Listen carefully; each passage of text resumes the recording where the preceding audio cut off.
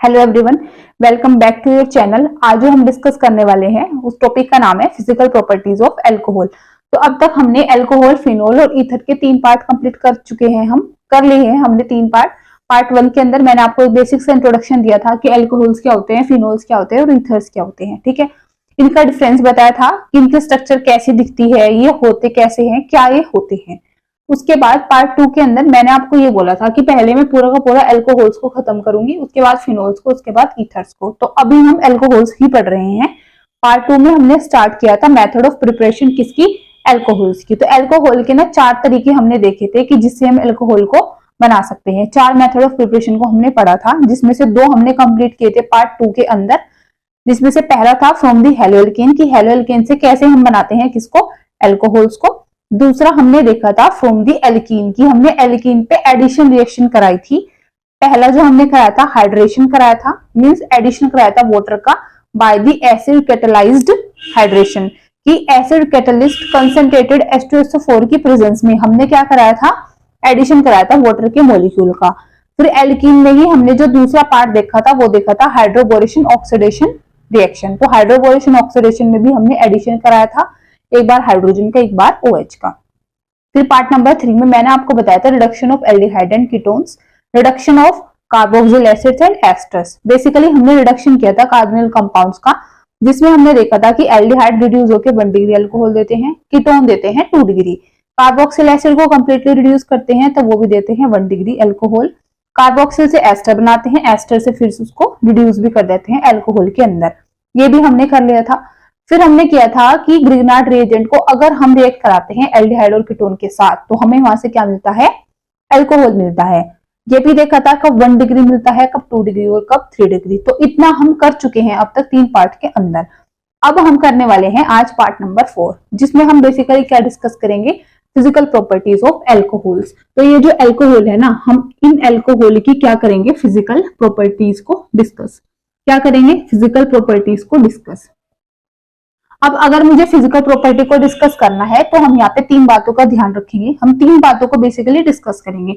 सबसे पहले जो हम डिस्कस करेंगे वो हम डिस्कस करेंगे इसकी फिजिकल स्टेट को। क्या डिस्कस करेंगे, फिजिकल स्टेट को, कि जो अल्कोहल्स होते हैं उनकी फिजिकल स्टेट कैसी होती है, उनका कलर कैसा होता है, उनका ऑर्डर कैसा होता है, किस फॉर्म में वो रहते हैं, सॉलिड में, लिक्विड में या फिर गैस में। ठीक है, तो दूसरी जो हम बात करेंगे यहाँ पे वो हम बात करने वाले हैं बॉइलिंग पॉइंट की। किसकी बात करेंगे हम, बॉइलिंग पॉइंट की। ठीक है, थर्ड जो हम यहाँ पे बात करने वाले हैं वो हम बात करने वाले हैं किसकी, सोल्यूबिलिटी की, कि जो अल्कोहल्स होते हैं क्या वो सोल्यूबल होते हैं पानी के अंदर। और ये बात तो हम बहुत अच्छे से जानते हैं कि जो सोल्यूबिलिटी होती है अल्कोहल की वो बहुत अच्छी खासी होती है पानी के अंदर। ठीक है, तो अब अगर हम सबसे पहले डिस्कस करें किसको, फिजिकल स्टेट को। किसको डिस्कस करें, फिजिकल स्टेट को। तो फिजिकल स्टेट को अगर हम देखें, हमने जब इससे पहले वाला चैप्टर जो पढ़ा था हेलोअल्केन्स और हेलोएरिन्स, उसमें ना हमने एक चीज देखी थी कि जो लोअर मेंबर के अल्काइल हैलाइड्स होते हैं, मींस जिनके अंदर नंबर ऑफ कार्बन एटम कम होते हैं, वो होते हैं गैस। फिर कार्बन एटम बढ़ाए तो वो बन गए थे लिक्विड, फिर कार्बन एटम बढ़ाए तो सॉलिड। कि जितना छोटे नंबर ऑफ कार्बन होंगे वो गैस होंगे, फिर लिक्विड, फिर सॉलिड्स। बट अगर हम फिजिकल स्टेट पढ़े किसकी, अल्कोहल्स की, तो यहाँ पे जो लोअर मेंबर्स होते हैं वो क्या होते हैं, लिक्विड्स होते हैं। क्या होते हैं यहाँ पे, लोअर मेंबर ही लिक्विड्स होते हैं। अब लोअर मेंबर ही लिक्विड होते हैं, इसका क्या रीजन है वो तो हम अभी डिस्कस कर लेंगे। बट जो लोअर मेंबर होते हैं वो यहाँ पे क्या होते हैं, लिक्विड्स होते हैं। दूसरा अगर बात करें तो ये हमारे पास होते भी क्या है, कलरलेस। क्या होते हैं ये, कलरलेस होते हैं। इनका जो ऑर्डर होता है वो कैसा होता है, फ्रूटी। कैसा ऑर्डर होता है इनका, फ्रूटी। मतलब इनमें से जो स्मेल आती है वो कैसे आती है, फ्रूटी आती है। कैसे आती है, फ्रूटी स्मेल, जिसको बोलते हैं ऑर्डर इनका क्या है, फ्रूटी है। ठीक है, ये चीज हमने देखी। अच्छा, फ्रूटी ऑर्डर भी सारे अल्कोहल्स का नहीं होता, कुछ एक का होता है। ठीक है, सारे अल्कोहल्स का नहीं होता। मिथेनॉल का होता है, इथेनॉल का होता है, आइसोप्रोपाइल अल्कोहल का होता है। ये कुछ अल्कोहल्स हैं जिनका स्पेसिफिक ऑर्डर क्या होता है, फ्रूटी होता है। कुछ का ऐसा लगता है जैसे कि बर्निंग टेस्ट। अगर हम कुछ अल्कोहल्स को देखते हैं तो वो ऐसे होते हैं जैसे कुछ जलाते हैं ना तभी स्मेल आती है, तो उस तरह की थोड़ी सी उनका ऑर्डर होता है। हम बोल सकते हैं कि बर्निंग टेस्ट जैसा। ठीक है, बर्निंग टेस्ट जैसा होता है। तो ये बात हुई किसकी, अल्कोहल्स की। ठीक है, अब अल्कोहल्स में बात ये है कि क्या सारे के सारे लिक्विड्स होते हैं, नहीं। अगर हम यहाँ पे लिक्विड्स हमारे पास क्या है, लोअर नंबर ऑफ जो कार्बन एटम्स हैं जिल एल्कोहल्स के अंदर, या मैं बोलूँ वो एल्कोहल्स जिनके अंदर कम नंबर ऑफ कार्बन एटम कम है, वो क्या है, लिक्विड्स हैं। अब अगर नंबर ऑफ कार्बन एटम को हम बढ़ा देंगे तो लिक्विड ना रह के क्या बन जाते हैं, वैक्सी सॉलिड्स। कैसे बन जाते हैं, वैक्सी सॉलिड्स। ठीक है, जैसा वैक्स होता है ना उस तरह के क्या बन जाते हैं, ये सॉलिड बन जाते हैं। फिर बोल रही हूँ कि सबका जो ऑर्डर है वो फ्रूटी नहीं होता, कुछ का ऐसा होता है जैसे कि बर्निंग टेस्ट होता है ना उस तरह का होता है, तो सबका क्या होता है, डिफर होता है, सबका एक जैसा नहीं होता। कुछ एक का फ्रूटी होता है, कुछ एक का बर्निंग होता है, depend on the number, depend on the situation की नंबर ऑफ कार्बन एटम्स उनके अंदर कितने हैं। ठीक है, तो अब बात ये आई कि यहाँ पे जो लोअर मेंबर वाले ही एल्कोहल्स हैं वो लिक्विड क्यों है, वो गैसेस क्यों नहीं है। तो अगर हम एक चीज देखें कि गैसेस बेसिकली वो होती हैं जिनके बीच में बहुत ज्यादा डिस्टेंस होता है, बहुत ज्यादा गैप होता है। ठीक है, तो अल्कोहल अगर गैस होते हैं तो जो अल्कोहल के मॉलिक्यूल्स हैं उनके बीच में बहुत ज्यादा अगर गैप होता तो वो क्या होते, गैस होते। लिक्विड कब होते हैं, जब बीच का जो गैप है वो थोड़ा सा क्या हो जाता है, कम। और सॉलिड में तो पता ही है हमें, अच्छी खासी पैकिंग होती है, मीन्स जो स्पेस होता है मॉलिक्यूल्स के बीच का वो क्या हो जाता है, सबसे कम। तो अगर ये गैसेस नहीं है, लिक्विड है, लोअर नंबर वाले ही, तो लिक्विड्स क्यों है, तो उसका कारण है due to the presence of hydrogen bonding in case of alcohol. कि एल्कोहल के केस में हमारे पास क्या होती है, हाइड्रोजन बॉन्डिंग होती है। क्या होती है, हाइड्रोजन बॉन्डिंग। अब हाइड्रोजन बॉन्डिंग क्या होती है, कैसे होती है, वो तो हम डिस्कस करेंगे बॉइलिंग पॉइंट और सोल्युबिलिटी में भी। लेकिन अगर हम समझे कि इसके अंदर अगर हाइड्रोजन बॉन्डिंग है तो ऐसा क्या हुआ कि ये लिक्विड के फॉर्म में रहते हैं। देखो हुआ ये, अगर हम बात करें, हुआ ये है कि अगर ये लिक्विड है तो लिक्विड है तो हाइड्रोजन बॉन्डिंग के कारण क्यों है ना। बात ये है कि हाइड्रोजन बॉन्डिंग से ये लिक्विड कैसे है, ये चीज कैसे रिलेट करती है। तो ये ऐसे करती है कि अगर हमारे पास है एल्कोहल, तो एल्कोहल को रिप्रेजेंट कर सकते हैं ROH। क्या रिप्रेजेंट कर सकते हैं, ROH।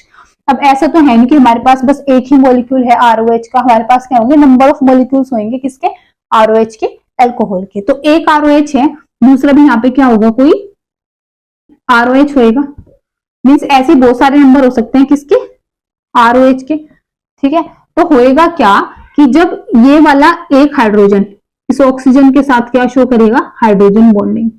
ठीक है, फिर ये हाइड्रोजन इस ऑक्सीजन के साथ क्या शो करेगा, हाइड्रोजन बॉन्डिंग। तो अगर हम यहाँ पे देखें कि आपस में ऑक्सीजन और हाइड्रोजन, एक मॉलिक्यूल दूसरे मॉलिक्यूल के साथ इंटरेक्ट कर रहा है, हाइड्रोजन बॉन्डिंग शो कर रहा है, तो ये जो मॉलिक्यूल्स दूर दूर थे अब वो क्या आ जाएंगे, पास पास आ जाएंगे। और वो पास पास क्यों आ जाएंगे, due to the hydrogen bonding, क्योंकि इनके मॉलिक्यूल्स के बीच में क्या एग्जिस्ट कर रही है, हाइड्रोजन बॉन्डिंग।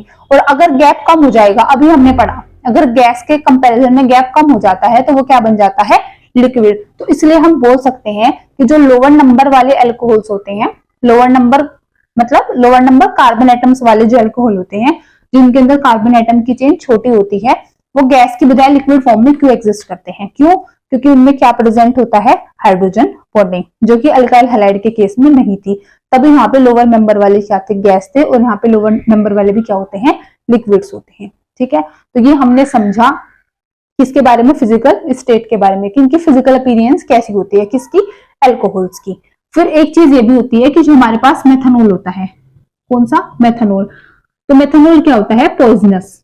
क्या होता है ये, पॉइजनस होता है ना।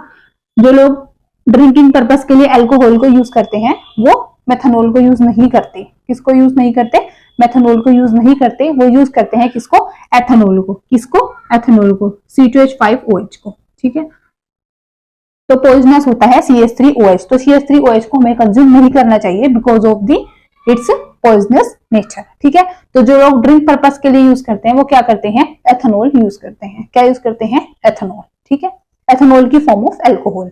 तो ये हमने पढ़ा किसके बारे में, अभी फिजिकल स्टेट के बारे में। अब अगर मैं बात करती हूँ बॉइलिंग पॉइंट के बारे में, तो बॉइलिंग पॉइंट में अगर हम समझे कि जो एल्कोहल्स होते हैं उनका बॉइलिंग पॉइंट कैसा होता होगा, कम होता होगा या ज्यादा होता होगा, तो बॉइलिंग पॉइंट जो होगा अल्कोहल का वो ज्यादा ही होगा। क्यों होगा, क्योंकि इनके अंदर है हाइड्रोजन बॉन्डिंग, और हाइड्रोजन बॉन्डिंग को अगर आपको तोड़ना है, मतलब आपके पास कोई लिक्विड है ना, और आपको निकालना है उसका बॉइलिंग पॉइंट, तो लिक्विड से आपको वेपर फॉर्म में आना पड़ेगा ना।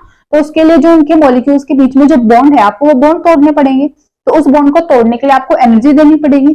क्योंकि यहाँ पे हाइड्रोजन बॉन्ड है तो एनर्जी थोड़ी ज्यादा देनी पड़ेगी। तो हम बोल सकते हैं कि जो बॉइलिंग पॉइंट होता है किसका, एल्कोहल्स का, वो थोड़ा ये होता है ज्यादा। क्या होता है, ज्यादा होता है। थोड़ा क्या, अगर मैं बोलूं बॉइलिंग पॉइंट को मैं कंपैरिजन करूं कि बॉइलिंग पॉइंट हमारे पास हाइड्रोकार्बन्स हैं, इनका अगर हम देखें हाइड्रोकार्बन्स का, हेलोएल्केन्स है, ठीक है, ये है हेलोएल्केन्स। मैं बोलूं अल्काइल हैलाइड, अगर मैं इनके साथ कंपैरिजन करूं किसका, एल्कोहल्स का, किसका करूं, एल्कोहल्स का, तो जो बॉइलिंग पॉइंट होएगा वो एल्कोहल का काफी ज्यादा होएगा, किससे, हाइड्रोकार्बन से या फिर हेलोएल्केन से। रीजन क्या है कि एल्कोहल्स के अंदर हमारे पास क्या प्रेजेंट है, हाइड्रोजन बॉन्डिंग। क्या प्रेजेंट है, हाइड्रोजन बॉन्डिंग। और जो एल्कोहल के मॉलिक्यूल्स होते हैं वो डिस्क्रीट फॉर्म में नहीं रहते, वो रहते हैं एसोसिएटेड फॉर्म में। एसोसिएटेड फॉर्म का मतलब ये है, ये हमारे पास होएगा एक ROH, ठीक है, और दूसरा अगर कोई एल्कोहल होएगा ऐसे तो उसके साथ ही क्या शो करेगा, हाइड्रोजन बॉन्डिंग। यहाँ पे अगर मैं शो करती हूँ ROH, ये इसके साथ शो करेगा हाइड्रोजन बॉन्डिंग, ऐसे ये क्या करेगा, इसके साथ करेगा। तो ऐसे ही आप देखोगे आपको क्या मिलेंगे, नंबर ऑफ मॉलिक्यूल्स मिलेंगे। क्या मिलेंगे, नंबर ऑफ मॉलिक्यूल्स मिलेंगे जो क्या शो करेंगे, हाइड्रोजन बॉन्डिंग को शो करेंगे। किसको शो करेंगे, हाइड्रोजन बॉन्डिंग को। मीन्स क्योंकि यहाँ पे हाइड्रोजन बॉन्डिंग हो सकती है तो एक मॉलिक्यूल दूसरे के साथ जुड़ेगा, दूसरा तीसरे के साथ जुड़ेगा, तो ये आपको किस फॉर्म में मिलेंगे, एक एसोसिएटेड फॉर्म में। किस फॉर्म में मिलेंगे, एसोसिएटेड फॉर्म में, ना कि डिस्क्रीट फॉर्म में, ठीक है। तो डिस्क्रीट फॉर्म में ना मिलके हमें मिलते हैं ये एसोसिएटेड फॉर्म में। कौन, एल्कोहल्स। अब अगर हमें इसका बॉइलिंग पॉइंट चेक करना है तो हमें क्या करना पड़ेगा, इनके जो हाइड्रोजन बॉन्डिंग है, इनके बीच में मॉलिक्यूल्स के जो बॉन्ड है उनको तोड़ना पड़ेगा, और वहां पे क्या है, हाइड्रोजन बॉन्ड है। तो जब हम हाइड्रोजन बॉन्ड को तोड़ेंगे, जो कि अल्कोहल्स के केस में है, हाइड्रोकार्बन्स और हेलोएल्केन्स में हाइड्रोजन बॉन्डिंग नहीं होती, वहां पे हाइड्रोजन बॉन्डिंग नहीं होती।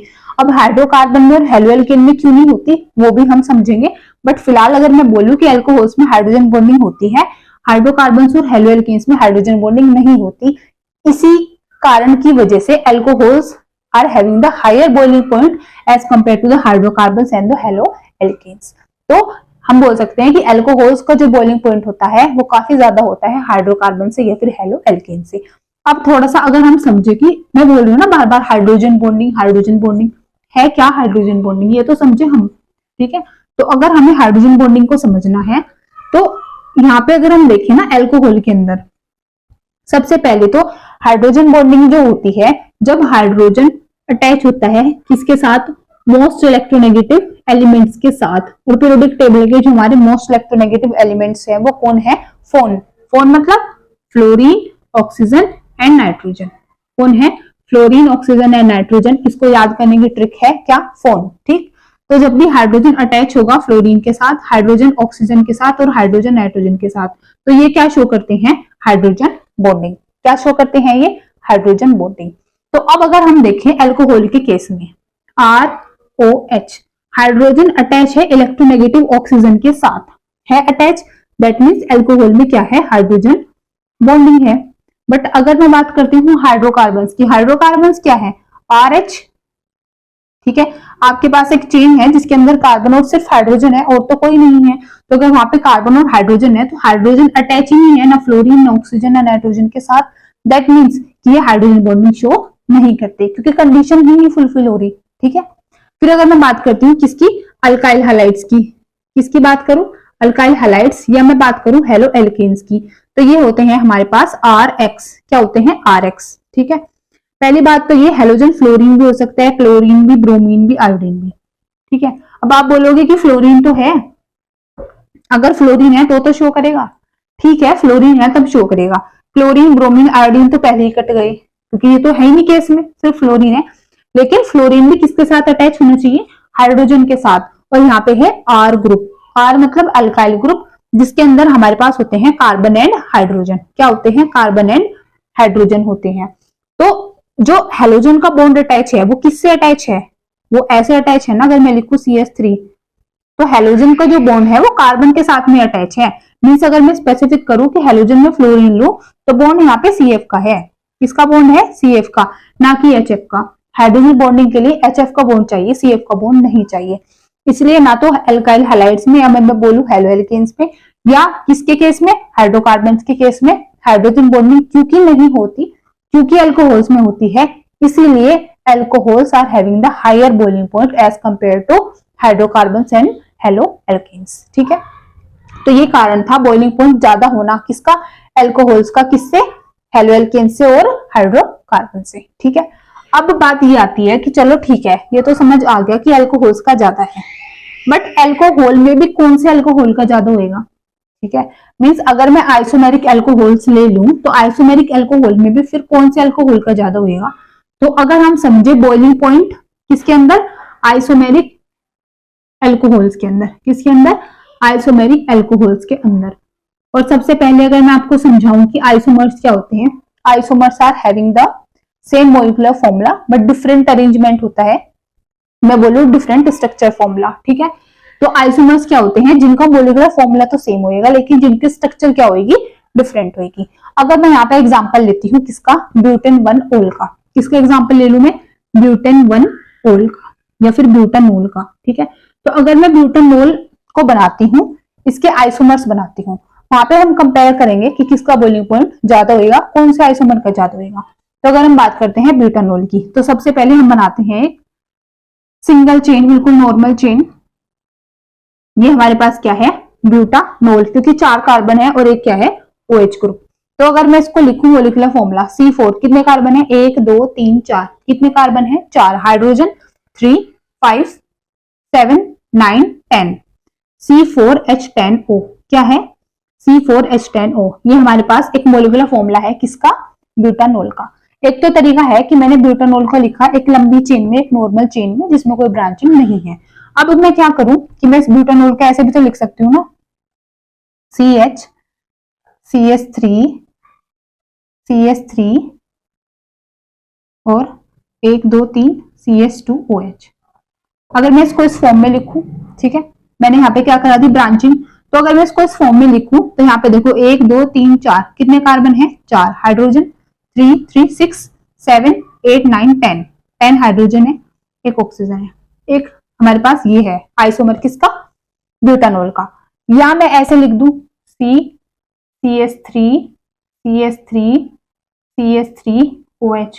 अब अगर मैं यहाँ पे लिखूं 1 2 3 4, 4 कार्बन है, 3 6 9 1 10, 10 हाइड्रोजन है और एक ऑक्सीजन, मीन C4H10O, एक हमारे पास ये है। तो अगर आप तीनों स्ट्रक्चर को देखो, 1 वाली को, 2 वाली को और जी 3 वाली को, अगर मैं बोलूं कि इन तीनों में से बॉइलिंग पॉइंट किसका ज्यादा होएगा, तो एक चीज हमने पढ़ी थी कि जो बॉइलिंग पॉइंट होता है, क्या पढ़ा था हमने, यहाँ पे लिख लेते हैं हम, क्या पढ़ा था हमने इससे पहले वाले चैप्टर में भी, हेलोएल्केन्स और हेलोएरिन्स में मैंने आपको एक बात बताई थी कि जो बॉइलिंग पॉइंट होता है ना, वो डायरेक्टली प्रोपोर्शनल होता है किसके, मॉलिक्यूलर मास के। किसके होता है, मॉलिक्यूलर मास के। एक चीज तो मैंने ये बताई थी। तो यहाँ पे तो मॉलिक्यूलर मास सबका क्या है, सेम है, क्योंकि मॉलिक्यूलर फॉर्मूला सेम है तो मास तो सेम है।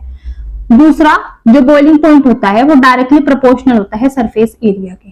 किसके प्रोपोर्शनल होता है, डायरेक्टली सरफेस एरिया के। अब अगर मैं बात करती हूँ सरफेस एरिया की, तो सरफेस एरिया देखो आप किसका ज्यादा है, ये हमारे पास है बिल्कुल नॉर्मल चेन, इसका सरफेस एरिया है इतना, इसका सरफेस एरिया है इतना, और इसका सरफेस एरिया है सबसे कम। तो अगर इसका सरफेस एरिया सबसे कम है, दैट मींस इसका बॉइलिंग पॉइंट भी क्या होगा, सबसे कम, फिर उससे ज्यादा इसका और सबसे ज्यादा किसका, फर्स्ट वाले का। तो अगर मैं बॉइलिंग पॉइंट के ऑर्डर में लगाऊं तो सबसे ज्यादा 1, फिर 2, फिर 3। ठीक है, तो 1 का बॉइलिंग पॉइंट सबसे ज्यादा क्यों है, क्योंकि 1 का सरफेस एरिया ज्यादा है। अगर इसका सरफेस एरिया ज्यादा है तो इसका बॉइलिंग पॉइंट सबसे ज्यादा होगा, फिर सेकंड वाले का और सबसे कम 3 वाले का, क्योंकि इसका सरफेस एरिया क्या है, सबसे कम, क्योंकि इसके अंदर ब्रांचिंग क्या है, सबसे ज्यादा।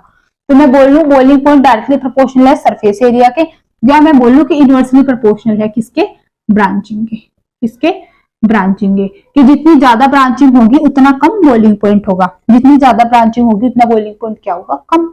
थर्ड में ब्रांचिंग सबसे ज्यादा है, इसीलिए इसका बॉइलिंग पॉइंट क्या है, सबसे कम है। ठीक है, तो अगर हम देखें बॉइलिंग पॉइंट डायरेक्टली प्रोपोर्शनल होता है मॉलिक्यूलर मास के। अब यहाँ पे मॉलिक्यूलर मास तो सबका क्या है, सेम है, मॉलिक्यूलर मास सबका सेम है। ठीक है, लेकिन हम अब देखेंगे सरफेस एरिया से, क्योंकि हमने बनाए आइसोमर अल्कोहल, तो सरफेस एरिया सबसे ज्यादा 1 का इसके अंदर, क्योंकि ब्रांचिंग सबसे कम, तो बॉइलिंग पॉइंट इसका सबसे ज्यादा, फिर 2 का, फिर 3 का। तो ये हमने समझा किसके केस में, आइसोमेरिक अल्कोहल्स के केस में। ठीक है, तो पहले हमने क्या बोलते हैं बॉइलिंग पॉइंट के अंदर डिस्कस किया था किसको, कि बॉइलिंग पॉइंट अल्कोहल का ज्यादा क्यों है, हेलोएल्केन्स या फिर हाइड्रोकार्बन से, या फिर उनसे, उन मॉलिक्यूल से, उन कंपाउंड से जिसके अंदर हाइड्रोजन बॉन्डिंग नहीं होती। दूसरा हमने डिस्कस किया कि अगर हमारे पास अल्कोहल्स ही हैं, आइसोमेरिक अल्कोहल है, तो फिर उसमें किसका ज्यादा होगा, जिसका सरफेस एरिया ज्यादा होगा। और तीसरी अगर मैं बड़ी सिंपल सी बात करूं, बिल्कुल सिंपल सी मैं बात करूं कि बॉइलिंग पॉइंट अगर हमारे पास क्या है, 3 तरह के अल्कोहल है, 3 तरह के मीन्स एक हमारे पास है CH3OH है, मेथानोल, CH3 CH2OH ethanol, CH3 CH2 CH2 propanol. ठीक है, ये है हमारे पास। इसमें अगर मैं देखो बॉइलिंग पॉइंट किसका ज्यादा होगा, तो सीधी सी बात है बॉइलिंग पॉइंट पहले इसका ज्यादा होगा, फिर इसका, फिर इसका, क्योंकि हमें पता है बॉइलिंग पॉइंट डायरेक्टली प्रोपोर्शनल होता है किसके, मॉलिक्यूलर मास के, which is directly proportional to Van der Waals force of attraction. ठीक है, किसके प्रोपोर्शनल होता है, van der Waals force of attraction के। तो सबसे ज्यादा क्योंकि इसका मॉलिक्यूलर मास है, इसके पास नंबर ऑफ कार्बन और हाइड्रोजन ज्यादा है, बॉइलिंग पॉइंट इसका, फिर इसका, फिर इसका। अगर हम बात करेंगे हमारे पास क्या है, डिफरेंट अल्कोहल्स है, बट इस तरह का जनरल क्वेश्चन आता नहीं जनरली, क्यों, क्योंकि बड़ा सिंपल सा है, हमें पता ही है कि बॉइलिंग पॉइंट डायरेक्टली प्रोपोर्शनल है किसके, मॉलिक्यूलर मास के। क्वेश्चन जब पूछा जाता है वो ज्यादातर आइसोमेरिक अल्कोहल्स में पूछा जाता है, या फिर कंपैरिजन पूछा जाता है अल्कोहल्स का अदर मॉलिक्यूल्स के, अदर कंपाउंड्स के साथ में। ठीक है, तो ये हमने डिस्कस किया किसके बारे में, बॉइलिंग पॉइंट के बारे में। अब अगर थर्ड या फिर मैं लास्ट फिजिकल प्रॉपर्टी डिस्कस करती हूँ सोल्यूबिलिटी की, किसकी, सोल्यूबिलिटी की। ठीक है, तो अब अगर हम थर्ड बिल्कुल लास्ट प्रॉपर्टी डिस्कस करते हैं किसकी, सोल्यूबिलिटी की। तो अगर हम सोल्यूबिलिटी की बात करते हैं तो हमें तो बहुत अच्छे से पता है कि जो अल्कोहल्स होते हैं they are soluble in water. कैसे, कि अल्कोहल्स जो होते हैं they are soluble in water. ठीक है, ये होते हैं सोल्यूबल इन वाटर। अब कारण क्या है इनकी सोल्यूबिलिटी का, कारण ये है सोल्यूबिलिटी का कि जो अल्कोहल है वो हमारे पास क्या है, पोलर अल्कोहल होते हैं, पोलर। पोलर मतलब क्या होते हैं, जिनके ऊपर प्लस और माइनस चार्ज बन जाते हैं, उनको बोलते हैं हम पोलर। तो यहाँ पे अगर मैं देखूं, इसके ऊपर आएगा पार्शियल पॉजिटिव, इसके ऊपर आएगा पार्शियल नेगेटिव चार्ज। ठीक है, अब हम बात करते हैं वाटर की। वाटर भी हमारे पास क्या होता है, पोलर, क्योंकि वाटर भी प्लस माइनस की फॉर्म में टूट जाता है। वाटर भी पोलर है, अल्कोहल भी पोलर है। और एक चीज हमने पढ़ी थी कि लाइक डिसॉल्व्स लाइक।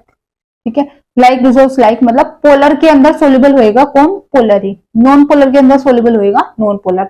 तो क्योंकि ये दोनों पोलर है तो ये आपस में क्या हो जाएंगे, सोल्यूबल हो जाएंगे। क्या हो जाएंगे, ये सोल्यूबल हो जाएंगे।